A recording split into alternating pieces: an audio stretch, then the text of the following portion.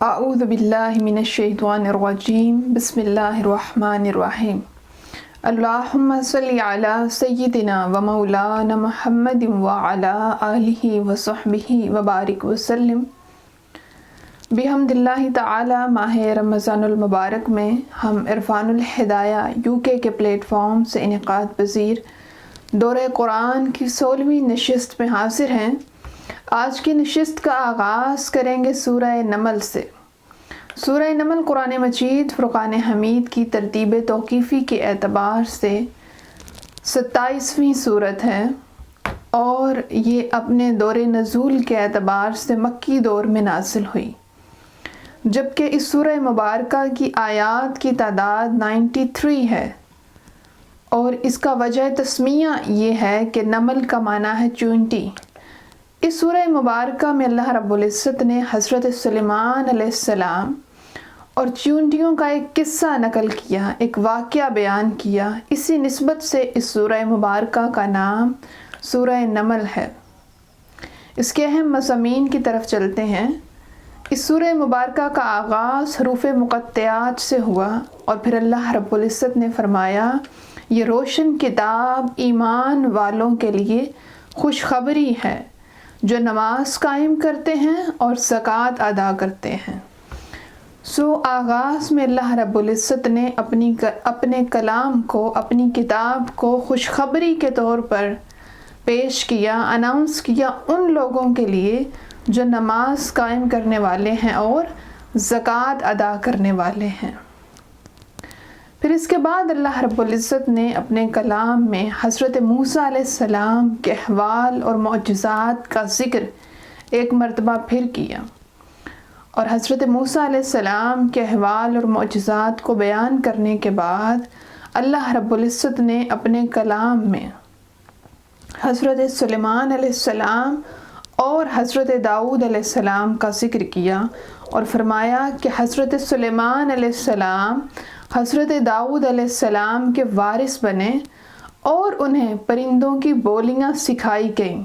جنات اور انسانوں کے لشکر ایک فوجی ڈسپلن کے ساتھ ان کے پاس حاضر رہتے تھے۔ اور پھر حضرت سلیمان علیہ السلام اور چونٹی کا واقعہ نقل کیا۔ یہ وہ واقعہ ہے جس کی بنا پر اس سورہ مبارکہ کا نام سورہ نمل ہے۔ واقعہ اللہ رب العزت نے جو اپنے کلام میں ذکر کیا وہ یہ کہ حضرت سلیمان علیہ السلام کا لشکر گزر رہا تھا، اور چونٹیوں کی وادی سے اس کا گزر ہوا، تو چونٹیوں کی ملکہ نے اپنی رعایا باقی تمام چونٹیوں سے کہا کہ اپنے بلوں میں گھس جاؤ، کیونکہ حضرت سلیمان علیہ السلام کا لشکر آ رہا ہے، کہیں ایسا نہ ہو کہ وہ انجانے میں تمہیں کچل ڈالے۔ حضرت سلیمان علیہ السلام کیونکہ جانوروں کی بولیاں سمجھتے تھے، تو یہ سن کر انہوں نے اللہ سے دعا کی، اے میرے رب،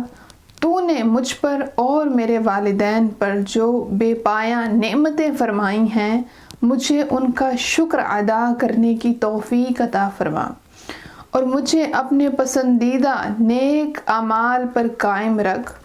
اور اپنی رحمت سے مجھے نیکوکاروں میں داخل فرما دے، نیکوکار بندوں میں شامل کر دے۔ پھر اس کے بعد اللہ رب العزت کے کلام میں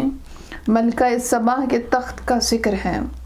کہ ہدہد پرندہ جو لشکر کی رہنمائی کے لیے آگے جاتا تھا، وہ کافی دیر تک غائب رہا، اور اللہ رب العزت نے اپنے کلام میں ذکر کیا، اور پھر یمن کی ملکہ سبا کے بارے میں ایک یقینی خبر لے کر آیا کہ ان کا ایک بڑا تخت ہے، یہ لوگ سورج پرست ہیں اور انہیں ہر طرح کی نعمتیں میسر ہیں۔ حضرت سلیمان علیہ السلام نے ملکہ سبا کی طرف ایک خط بھیجا جس کا عنوان یہ تھا کہ بسم اللہ الرحمن الرحیم، یہ خط سلیمان علیہ السلام کی جانب سے تمہارے لیے پیغام ہے کہ سرکشی چھوڑ دو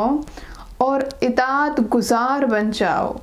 میرے پاس چلے آؤ۔ ملکہ سبا نے جب یہ خط پڑھا تو قوم سے مشورہ کیا، اس قوم کو کیونکہ اپنی طاقت پر بڑا ناز تھا تو ملکہ سبا نے سلیمان علیہ السلام کو محض ایک دنیا دار بادشاہ تصور کرتے ہوئے بیش بہا قیمتی تحائف آپ کی جانب بھیجے۔ حضرت سلیمان علیہ السلام نے فرمایا، اللہ رب العزت نے جو مال مجھے دے رکھا ہے وہ تمہارے مالوں سے بہت بہتر ہے، اور ہدہد سے یہ کہہ کر خط پہنچایا کہ ہم ان پر حملہ کریں گے۔ ملکہ سبا نے حضرت سلیمان علیہ السلام کے سامنے سر تسلیم خم کر دیا اور فیصلہ کیا اور چل پڑی۔ اسی دوران حضرت سلیمان علیہ السلام نے اپنے درباریوں سے کہا کہ ملکہ سبا کی اطاعت گزار ہو کر آنے سے پہلے کون ان کا تخت میرے پاس لے آئے گا؟ ایک بہت بڑے جن نے کہا کہ میں اس تخت کو آپ کی مجلس کے برخاست ہونے سے پہلے یہاں لے آؤں گا، کیونکہ میں امین ہوں اور اس پر قادر ہوں۔ حضرت سلیمان علیہ السلام کے کتاب الہی کے عالم ایک صحابی جن کا نام مفسرین کرام آصف برقیہ درج کرتے ہیں، ذکر کرتے ہیں، انہوں نے کہا کہ میں آپ کے پاس پلک جھپکنے سے پہلے اس تخت کو لے آؤں گا، اور انہوں نے نظر اٹھا کر دیکھا تو تخت سامنے تھا۔ اسی وجہ سے کہا گیا کہ اللہ رب العزت کے بندے کا کہنا اللہ رب العزت کی طرف سے کن ہوتا ہے۔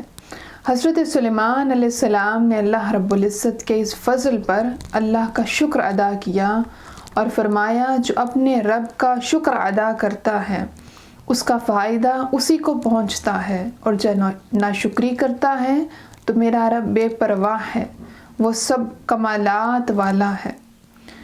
مفسرین کرام نے یہاں یہ بیان کیا کہ اللہ کے ولی کی یہ طاقت ہے تو نبی کی طاقت کا عالم کیا ہوگا، اور پھر امام الانبیاء تاجدار کائنات صلی اللہ علیہ وآلہ وسلم کی شان کا عالم کیا ہوگا۔ پھر حضرت سلیمان علیہ السلام کے حکم سے اس تخت میں کچھ تبدیلی لائی گئی کہ آیا ملکہ سبا اس کو پہچان سکے گی یا نہیں۔ ملکہ نے اس کو فوراً پہچان لیا۔ پھر پانی کے تالاب پر چکنا بلوری فرش بنایا گیا۔ ملکہ سبا نے اس پر قدم رکھا اور پانی گمان کرتے ہوئے اپنی پنڈلیوں سے کپڑا اٹھا لیا تو حضرت سلیمان علیہ السلام نے فرمایا کہ یہ چکنا بلوری ہے۔ اس موقع پر ملکہ سبا نے کہا، اے میرے رب، میں نے اپنی جان پر ظلم کیا اور میں سلیمان علیہ السلام کے رب پر ایمان لاتی ہوں۔ پھر اللہ رب العزت نے اپنے کلام میں قوم سمود کا ذکر کیا کہ قوم سمود حضرت صالح علیہ السلام سے بدشگنی لینے کا ذکر کیا کرتی تھی، تو اللہ رب العزت نے اپنے کلام میں فرمایا کہ بدشگنی اور نحوست اللہ کے نبی صالح علیہ السلام کی وجہ سے نہیں بلکہ تم میں ہی نحوست و نامبارکی ہے اور تم فتنہ میں مبتلا لوگ ہو۔ اور فرمایا کہ سمود شہر میں 9 لوگ تھے جو زمین میں فتنہ و فساد پھیلایا کرتے تھے اور اصلاح نہیں کرتے تھے۔ انہوں نے کہا، سب آپس میں قسمیں کھا کر یہ عہد کرو کہ ہم ضرور رات کو صالح علیہ السلام اور ان کے گھر والوں پر شب خون ماریں گے، پھر ان کے وارث سے ہم یہ کہیں گے کہ ہم ان کے گھر والوں کے قتل پر حاضر ہی نہ تھے۔ اللہ رب العزت نے اپنے کلام میں فرمایا کہ انہوں نے خفیہ سازش کی اور ہم نے خفیہ تدبیر کی اور ان کو اس کا شعور بھی نہ ہو سکا۔ سو آپ دیکھیں گے کہ ان کی سازش کا کیسا انجام ہوا۔ ہم نے ان کو اور ان کی ساری قوم کو ہلاک کر دیا، بس یہ ہیں ان کے گھر جو ان کے ظلم کرنے کی وجہ سے گرے پڑے ہیں۔ بے شک اس واقعے میں اہل علم کے لیے ضرور نشانی ہے۔ پھر اللہ رب العزت نے حضرت لوط علیہ السلام کی قوم کی فحاشی کا ذکر کیا اور فرمایا کہ حضرت لوط علیہ السلام کی قوم فحاشی اور اس کے نتیجے میں ہونے والی تباہ کاریوں اور بربادیوں کے ضمن میں ہلاک کر دی گئی، اور اللہ رب العزت نے استفہامی انداز میں آگے اپنی جلالت کا ذکر کیا اور فرمایا کہ استفہامی انداز اپناتے ہوئے کہ آسمانوں اور زمینوں کو پیدا کرنے والا کون ہے، کس نے پیدا کیا؟ پھر فرمایا کہ آسمان سے بارش برسا کر رونق باغات کس نے لگائے، کس نے اگائے؟ پھر فرمایا کہ زمین کو کس نے مقام قرار عطا کیا، مقام قرار بنایا؟ اور پھر فرمایا کہ اس کے بیچ دریا جاری کیے اور لنگر کی صورت میں مضبوط پہاڑ گاڑ دیے۔ مبتلا یعنی مصیبت کی فریاد کون سنتا ہے اور اس کے دکھوں کا مداوا کون کرتا ہے؟ خشکی اور سمندر کی ظلمتوں میں راہ کون دکھاتا ہے؟ بارش کی نوید بنا کر ٹھنڈی ہوائیں کون چلاتا ہے؟ ابتدائے مخلوق کو کون پیدا کرتا ہے اور دوبارہ کون زندہ کرے گا؟ فرمایا زمین اور آسمان کی مخلوق کو روزی کون دیتا ہے؟ یہ سارے سوالات اٹھانے کے بعد اللہ رب العزت نے انسان کی عقل سلیم سے سوال کیا کہ کیا اللہ معبود برحق کے سوا یہ سب کام کرنے والا کوئی اور ہے؟ اور اس سوال کو قرآن مجید میں بارہا دہرایا گیا تاکہ عقل کے اندھے انسانوں کا ضمیر جاگ اٹھے اور حق تبارک و تعالیٰ یعنی اللہ رب العزت کی جلالت اور قدرت کو تسلیم کر لے۔ پھر اس مقام پر اللہ رب العزت نے قرآن میں فرمایا کہ اے انسان زمین پر چلو پھرو اور دیکھ لو کہ جو باقی قومیں تھیں ان کا انجام کیا ہوا،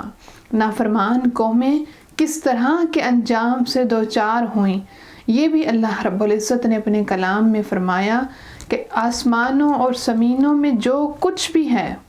چھپا ہوا ہے وہ سب کچھ لوح محفوظ میں درج ہے۔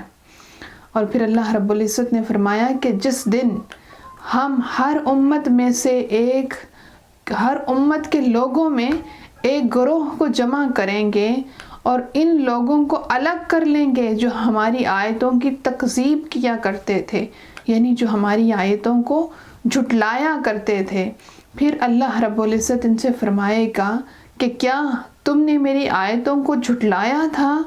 اور ان کے ظلم کرنے کی وجہ سے ان پر عذاب واقع ہوگا، سو اب وہ کچھ نہیں بولیں گے۔ اللہ رب العزت نے فرمایا کہ کیا انہوں نے یہ نہیں دیکھا کہ ہم نے رات کو آرام اور دن کو کام کے لیے روشن بنایا؟ بے شک اس میں ایمان والوں کے لیے نشانیاں ہیں، اور جس دن سور پھونکا جائے گا تو تمام آسمانوں والے اور زمینوں والے گھبرا جائیں گے ماں سوا ان کے جن کو اللہ چاہے، اور سب اس کے سامنے عاجزی کے ساتھ حاضر ہوں گے۔ پھر اللہ رب العزت نے اپنے کلام میں فرمایا کہ بے شک اے حبیب آپ مردوں کو نہیں سناتے اور نہ ہی بہروں کو اپنی پکار سناتے ہیں جب وہ پیٹ پھیر کر جا رہے ہوں۔ مزید فرمایا اللہ رب العزت نے کہ آپ صرف ان لوگوں کو سناتے ہیں جو ہماری آیات پر ایمان لاتے ہیں، اور مردوں کا قبروں میں سننا حدیث پاک سے ثابت ہے۔ یہاں ان آیات کا معنی یہ ہے کہ کچھ لوگ وہ ہوتے ہیں جو عقل کے باوجود، بینائی کے باوجود قبول حق کی استعداد سے محروم ہو جاتے ہیں، اور آقا دو جہاں صلی اللہ علیہ وآلہ وسلم ایسے ہی لوگوں کو دعوت حق دیتے رہتے تھے۔ سو اس سورہ مبارکہ کے آخر میں بتایا کہ مجھے حکم یہ دیا گیا ہے کہ میں فرما برداروں میں سے ہو جاؤں، قرآن کی تلاوت کروں، سو جس نے ہدایت قبول کی اس میں اسی کا فائدہ ہے، اور جو راہ راست سے ہٹ گیا، بھٹک گیا، تو فرما دیجئے کہ میں صرف عذاب سے ڈرانے والوں میں سے ہوں۔ اور اسی کے ساتھ ہماری یہ سورہ مبارکہ مکمل ہوئی۔ اس کے بعد اللہ رب العزت کے کلام میں سورہ قصص ہے۔ سورہ قصص قرآن مجید کی ترتیب توقیفی کے اعتبار سے 28ویں سورت ہے اور یہ مکی سورت ہے۔ اس سورہ مبارکہ کی آیات کی تعداد 88 ہے۔ اس سورہ مبارکہ میں کچھ انبیاء کرام کی داستانوں کی طرف اشارہ کیا گیا۔ اسی نسبت سے اس سورہ مبارکہ کا نام سورہ قصص رکھا گیا۔ اس کے مضامین کی طرف چلتے ہیں۔ سورہ قصص کا آغاز اللہ رب العزت نے حروف مقطعات سے کیا۔ یہ وہ حروف ہیں جن کا معنی اللہ اور اللہ کے حبیب علیہ الصلوۃ والسلام کے علاوہ کوئی از خود نہیں جان سکتا۔ پھر اللہ رب العزت نے اپنے کلام میں حضرت موسیٰ علیہ السلام اور فرعون کا ذکر ایک بار پھر کیا اور بتایا کہ جب موسیٰ علیہ السلام اللہ رب العزت کی تدبیر سے فرعون کے دربار میں پہنچے تو بنی اسرائیل کے بیٹوں کو قتل کرنے کا قانون موجود تھا۔ ایسے ماحول میں آسیہ جو فرعون کی زوجہ تھیں، انہوں نے فرعون سے کہا کہ اس بچے کو قتل نہ کرو، یہ میری اور آپ کی آنکھوں کی ٹھنڈک ہو سکتا ہے اور یہ ہمیں نفع پہنچ جائے گا اور ہم اسے بیٹا بنا لیتے ہیں۔ اور اللہ نے فرمایا کہ انہیں شعور نہیں تھا کہ اللہ ان کی ہلاکت کی خفیہ تدبیر فرما رہا تھا۔ تاریخ حدیث پاک میں آقا دو جہاں نے تاریخ انسانیت کی 4 بڑی خواتین کا ذکر کیا، جن میں ایک آسیہ جو فرعون کی زوجہ ہیں ان کا ذکر ہے۔ اللہ رب العزت نے ان کے ذریعے حضرت موسیٰ علیہ السلام کی کفالت اور حفاظت کا اہتمام کیا۔ قرآن مجید میں فرمایا کہ جب موسیٰ علیہ السلام کی والدہ جن کا نام یوحنا ذکر کیا جاتا ہے، انہوں نے انہیں دریا کے حوالے کیا تو ان کا دل بیٹے کی محبت کے غلبے کی وجہ سے نہایت مضطرب تھا اور نہایت اضطراب میں تھیں۔ اگر اللہ ان کی ڈھارس نہ بنتا تو وہ کبھی بھی اس راز پر قابو نہ پا سکتی۔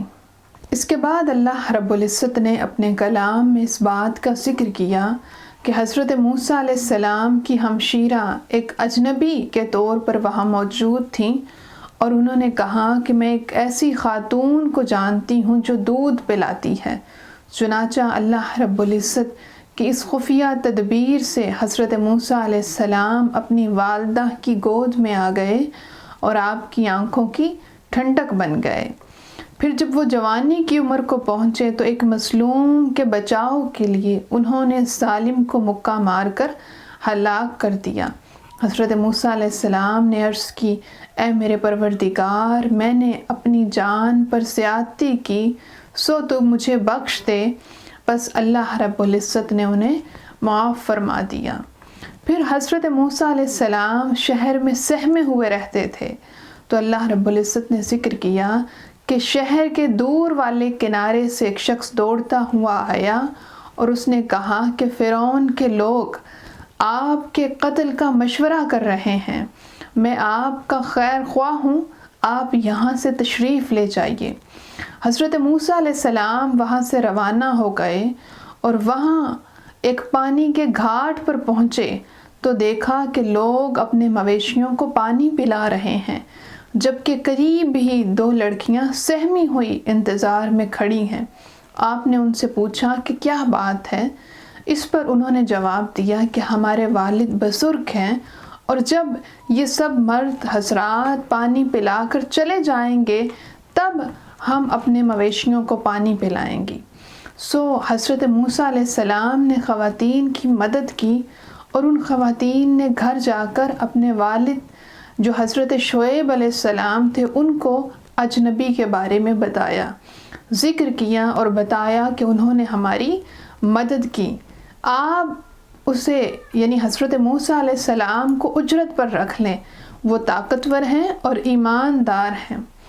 چنانچہ حضرت شعیب علیہ السلام نے حضرت موسیٰ علیہ السلام کو اپنی بیٹی کے ذریعے پیغام بھیجا اور بلا لیا۔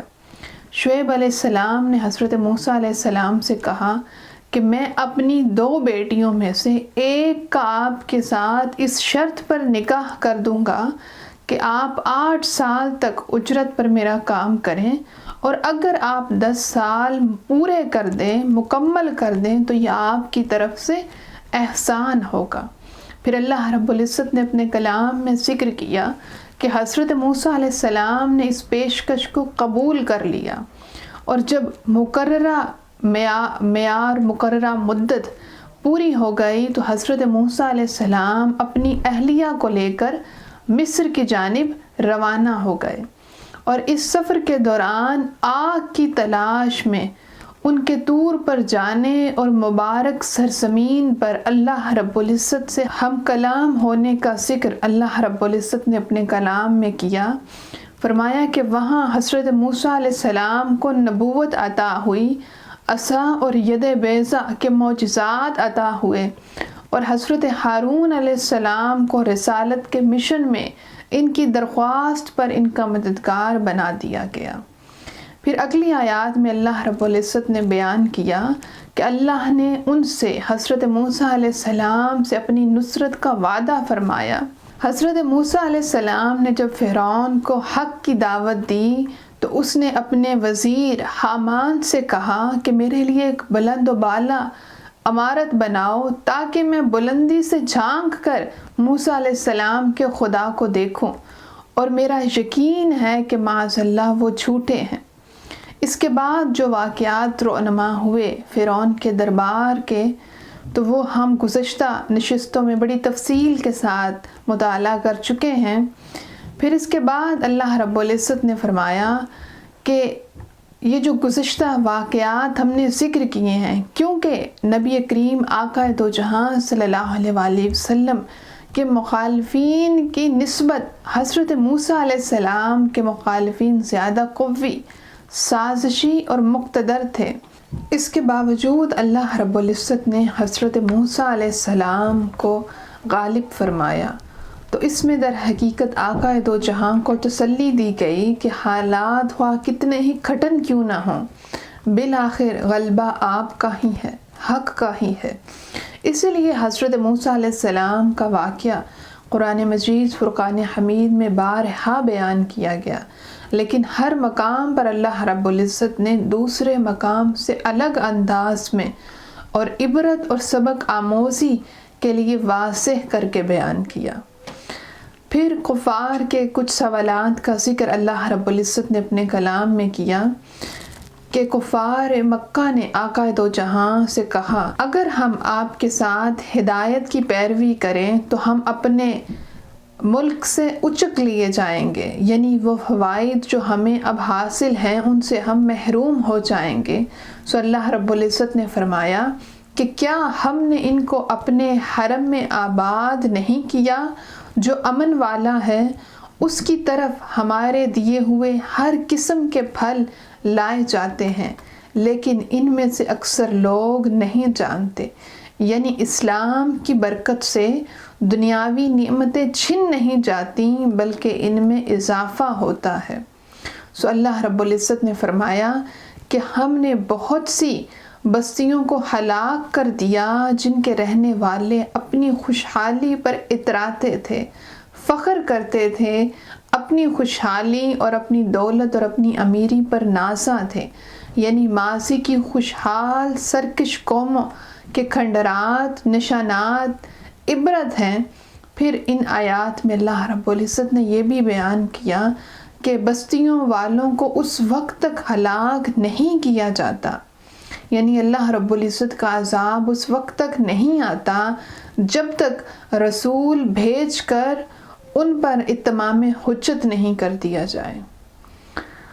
اور پھر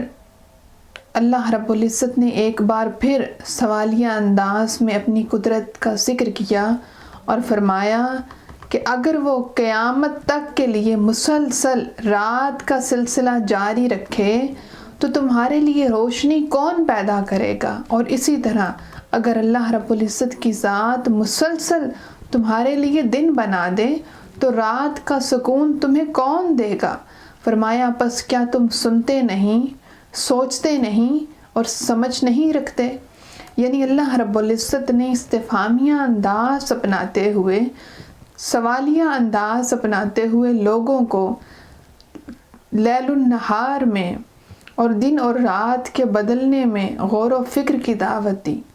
پھر اس کے بعد اللہ رب العزت نے اپنے کلام میں قارون کی دولت کا ذکر کیا اور فرمایا کہ یہ قوم موسیٰ سے ایک سرکش یعنی نافرمان انسان تھا، اور اللہ نے اپنی حکمت سے اسے اتنے خزانے عطا کیے تھے کہ ایک طاقتور جماعت تھی جو اس کی چابیوں کو اٹھا نہ پاتی، یعنی اس کے خزانوں کی چابیاں اٹھانے کے لیے ایک جماعت موجود تھی۔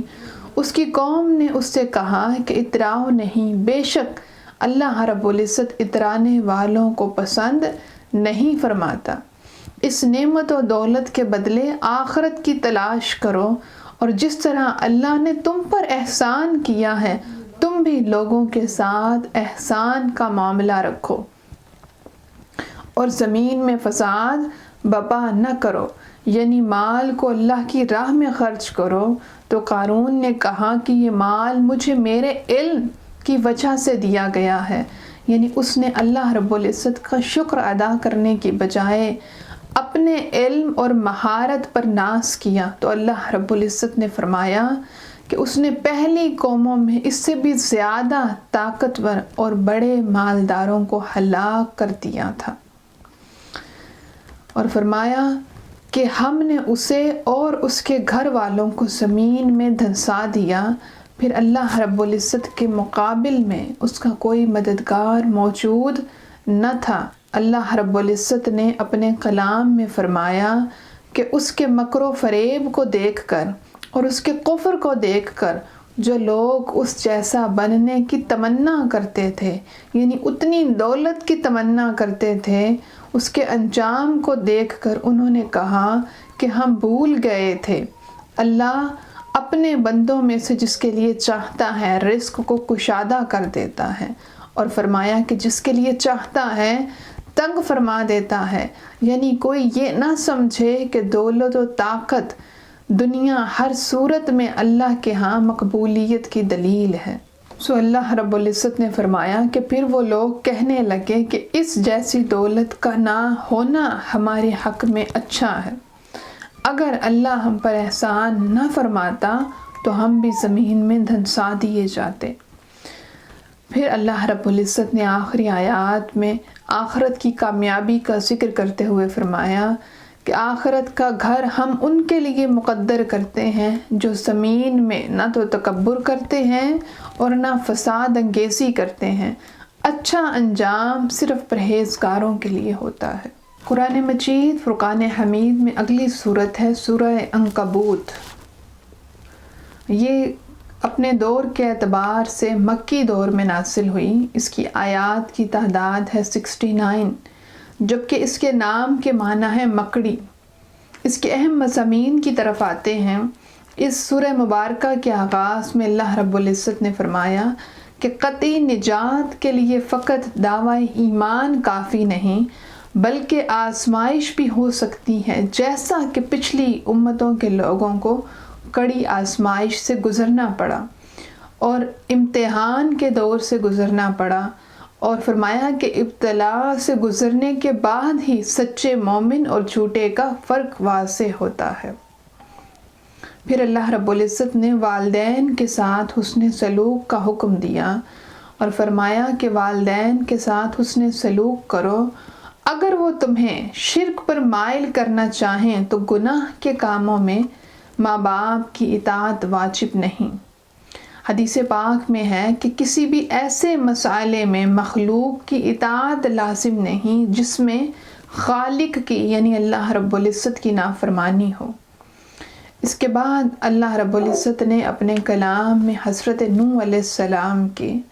950 سال تبلیغی زندگی کا ذکر کیا، اور پھر بالآخر ان کی قوم پر جو عذاب بھیجا سیلاب کی صورت میں اس کا ذکر کیا۔ یہاں ہمیں ایک بات یہ بھی پتہ چلتی ہے کہ ضروری نہیں کہ دعوت حق کے نتیجے میں فوراً نتائج بھی مل جائیں۔ حضرت نوح علیہ السلام نے 950 سال تک اپنی قوم کو حق کی دعوت دی، دعوت تبلیغ حق کا فریضہ سر انجام دیا، تب جا کر اس کے بعد اللہ رب العزت کی جانب سے اس قوم کی نافرمانیوں پر ان پر عذاب نازل ہوا۔ بعض اوقات نسلوں تک انتظار کرنا پڑتا ہے دعوت حق کے نتائج کے لیے۔ آقا دو جہاں صلی اللہ علیہ وآلہ وسلم جب طائف کی وادی میں دعوت حق کے لیے تشریف لے گئے تو طائف کے اوباش لونڈوں نے آقا دو جہاں کو تکلیف پہنچائی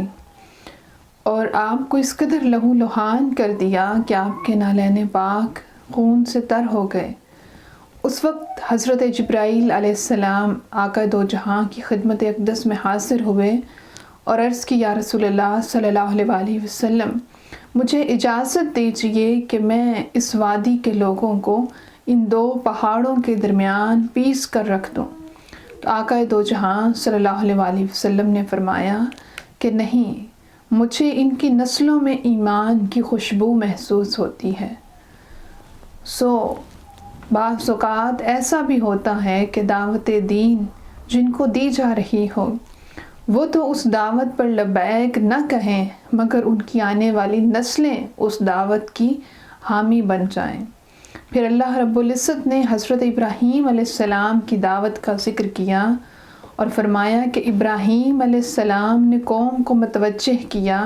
کہ اللہ کو چھوڑ کر بے بس بتوں کی عبادت نہ کرو، صرف اللہ وحدہ لا شریک ہے۔ اور حضرت ابراہیم علیہ السلام کی دعوت کو سن کر قوم نے کہا کہ انہیں قتل کر دو یا جلا ڈالو، مگر اللہ رب العزت نے فرمایا کہ آگ نے حضرت ابراہیم علیہ السلام کو بچا لیا۔ پھر حضرت لوط علیہ السلام، حضرت اسحاق علیہ السلام اور حضرت یعقوب علیہ السلام کی نبوت کا ذکر اللہ رب العزت نے کیا اور فرمایا کہ انہیں کتاب عطا کی۔ لوط علیہ السلام کی قوم انتہائی سرکش اور نافرمان تھی اور غیر فطری طریقے سے اپنی جنسی خواہشات کی تکمیل کرتی، وہ ڈاکے ڈالتی اور انتہا یہ تھی کہ کھلے عام یعنی سرے عام بے حیائی کے کام کیا کرتی اور لوط علیہ السلام سے نزول عذاب کا مطالبہ کرتی۔ یعنی یہ ان کی سرکشی کی انتہا تھی کہ وہ ایک طرف نافرمانی کرتی، دوسری طرف اللہ کے نبی سے یہ کہتی کہ ہمارے اوپر عذاب کو نازل کریں۔ اللہ رب العزت نے اپنے کلام میں فرمایا کہ بالآخر اللہ رب العزت نے لوط علیہ السلام اور ان کے اہل خانوں کو بچا لیا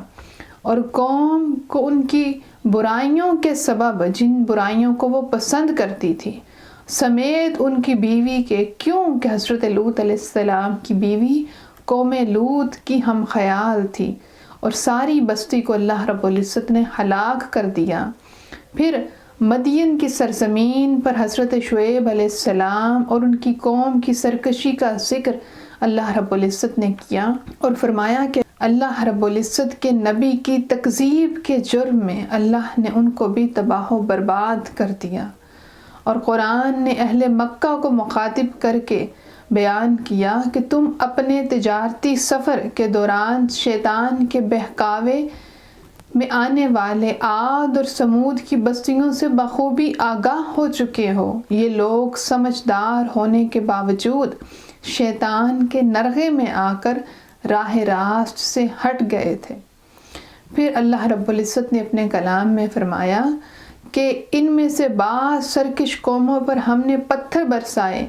بعض کو چنگھاڑ نے پکڑ لیا، بعض کو زمین میں دھنسا دیا گیا اور بعض کو سمندر میں غرق کر دیا گیا۔ یعنی قوم لوط کے علاوہ قوم سمود، قوم مدین اور مختلف اقوام پر، فرعون پر جو عذاب آیا، اللہ رب العزت نے ان سب کا یہاں ذکر کیا اور فرمایا کہ اللہ ان پر ظلم کرنے والا نہیں تھا، بلکہ یہ خود اپنی جانوں پر ظلم کرنے والے تھے۔ پھر اللہ رب العزت نے باطل معبودوں کو اپنا مددگار بنانے والوں کے عقائد کے بودے پن کی مثال دی اور فرمایا کہ جو لوگ اللہ کو چھوڑ کر باطل معبودوں کو اپنا مددگار بنا لیتے ہیں، ان کے عقائد کے بودے پن کی مثال مکڑی کے جالے جیسی ہے، اور فرمایا کہ سب سے کمزور گھر مکڑی کا ہے۔ پھر اللہ رب العزت نے فرمایا کہ ہم حق کو ثابت کرنے والے ہیں، اور یہ مثالیں اس لیے بیان کرتے ہیں تاکہ اہل عقل و خرد ان مثالوں سے نصیحت حاصل کریں اور اپنی زندگیوں کو بدل ڈالیں اور اپنی زندگیاں اللہ کے احکام کے مطابق اور اللہ کے حبیب علیہ السلام کی اطاعت میں گزاریں۔ اللہ رب العزت کی بارگاہ میں یہ دعا کرتے ہوئے اجازت چاہیں گے کہ باری تعالیٰ تو ہماری زندگیاں اپنے احکام کے تابع کر دے اور ہمیں آقا علیہ السلام کے احکامات پر عمل پیرا ہونے کی توفیق عطا فرما۔ ہماری ساری زندگی آقا دو جہاں کی سنتوں پر عمل پیرا ہوتے ہوئے گزرے۔ کل تک کے لیے اجازت دیجیے۔ السلام علیکم ورحمۃ اللہ وبرکاتہ۔